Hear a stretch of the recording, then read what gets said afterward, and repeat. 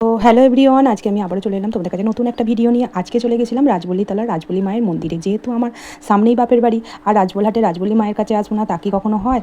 তো যতবারই বাপের বাড়ি যাই ততবারই মায়ের দর্শন করে যাই।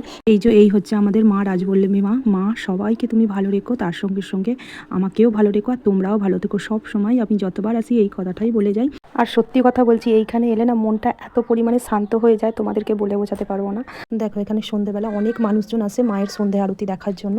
তারপর দেখো এখানে আরও ছোট ছোট কিছু মন্দির আছে, দেখতেই পাচ্ছ। আর এই যে আমার ছেলে আমাকে টেনে টেনে নিয়ে যাচ্ছে, মামাম দেখতে চলো, এখানে কত বড় একটা শিবলিঙ্গ আছে। আমি বলছি চলো, এই যে দেখো ঠিক এই জায়গাটা করে।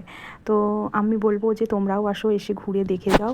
অনেক অনেক মানুষ অনেক দূর থেকে আসে, এসে অনেক মানে নিজের মনস্কামনা জানায়, সেগুলো পূরণও হয়। আমারও হয়েছে, তোমাদেরও হবে।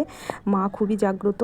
তো চলো, আজকের মতো ব্লগটি কীরকম লাগলো জানাতে ভুলো না। ভালো লাগলে লাইক কমেন্ট শেয়ার করবে। আর গোটা মন্দিরটাই তোমাদের অল্প অল্প করে দেখিয়ে দিলাম। চলো টাটা, ভালো থাকবে।